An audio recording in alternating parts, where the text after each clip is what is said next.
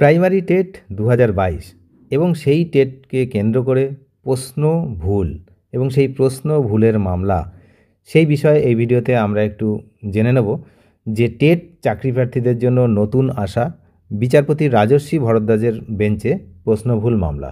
আপনারা জানেন যে হাইকোর্টের রোস্টার পরিবর্তন হয়, নিয়ম অনুসারে বিচারপতির যে বেঞ্চ, সেই বেঞ্চ পরিবর্তন হয়।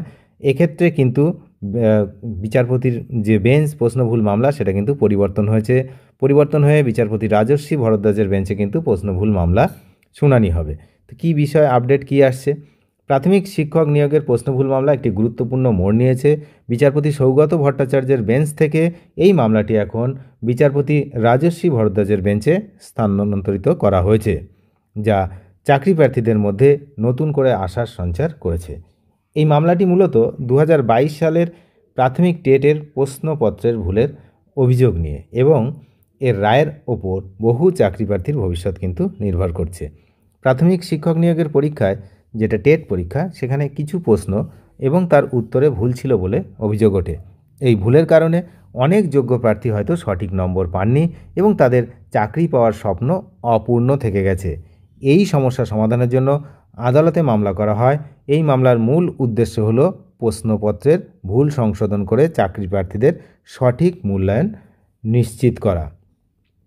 এই মামলাটি প্রথমে বিচারপতি সৌগত ভট্টাচার্যের বেঞ্চে চলছিল, কিন্তু সম্প্রতি তা বিচারপতি রাজর্ষি ভরদ্বাজের বেঞ্চে স্থানান্তরিত হয়েছে।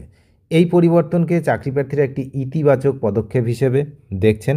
এর কারণ হলো বিচারপতি ভরদ্বাজের বেঞ্চে এর আগেও এই ধরনের মামলায় চাকরি প্রার্থীদের পক্ষেই রায় গেছে। উদাহরণস্বরূপ বলা যেতে পারে 2014 সালের টেট, 2017 সালে যে নিয়োগ হয়েছিল, পরীক্ষায় একটি প্রশ্ন ভুল মামলায় তার রায়ের ফলে 738 জন চাকরি পেয়েছিলেন। এই অতীত অভিজ্ঞতা চাকরি প্রার্থীদের মনে নতুন করে আশা জাগিয়েছে যে এবারও তারা ন্যায় বিচার পাবেন। আদালতের নির্দেশে এই মামলার জন্য একটি বিশেষজ্ঞ কমিটি গঠন করা হয়েছে। এই কমিটিতে প্রেসিডেন্সি, যাদবপুর বিশ্ববিদ্যালয় এবং বোর্ডের সদস্যরা রয়েছেন। কমিটির প্রধান কাজ হলো প্রশ্নপত্রের উত্তরগুলি পুঙ্খানুপুঙ্খভাবে খতিয়ে দেখা এবং একটি রিপোর্ট তৈরি করা। আদালত এই কমিটিকে 3 সপ্তাহের মধ্যে তাদের রিপোর্ট জমা দেওয়ার নির্দেশ দিয়েছিল। বোর্ড জানিয়েছে যে রিপোর্ট জমা দেওয়ার প্রক্রিয়া ইতিমধ্যেই শুরু হয়ে গেছে, তা শীঘ্রই সম্পন্ন হবে। তো আদালতের পক্ষ থেকে স্পষ্ট জানানো হয়েছে যে এই বিষয়টি দীর্ঘদিন ধরে চলছে এবং এখন দ্রুত এর নিষ্পত্তি হওয়া প্রয়োজন। তো বিশেষজ্ঞ কমিটির সিদ্ধান্ত এখনও চূড়ান্ত হয়নি, তবে ওই প্রশ্ন যেগুলো রয়েছে, সেই ভুল যেগুলো বলা হয়েছিল তাদের উত্তর নিয়ে কিন্তু এখনও চূড়ান্ত সিদ্ধান্ত আসেনি, তবে সিদ্ধান্ত আসা শুরু করেছে।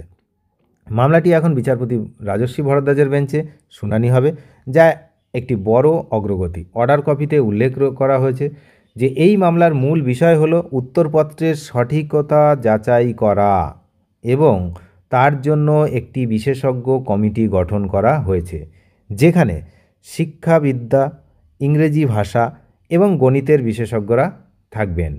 বর্তমানে মামলাটি তালিকা থেকে সরানো হয়েছে, তবে যে কোনো সময় এটি আবারও উল্লেখ করা যেতে পারে। চাকরি প্রার্থীরা এখন বিশেষজ্ঞ কমিটির রিপোর্টের এবং নতুন বেঞ্চের শুনানির অপেক্ষায় রয়েছে। আশা করা যাচ্ছে খুব শীঘ্রই এই মামলার একটি চূড়ান্ত এবং ন্যায্য সমাধান হবে, যা বহু যোগ্য প্রার্থীর মুখে কিন্তু হাসি ফোটাতে পারে। তাহলে এই হলো আপাতত 2022 সালের টেটের যে প্রশ্নভুল, সেই প্রশ্নভুল মামলার আপডেট। তাহলে কবে আবার লিস্টেড হয় সেদিকে আমরা নজর রাখছি, আপনারা নজর রাখুন। চ্যানেলে যারা নতুন তারা অবশ্যই চ্যানেলটিকে সাবস্ক্রাইব করে সঙ্গে থাকবেন। Thank you.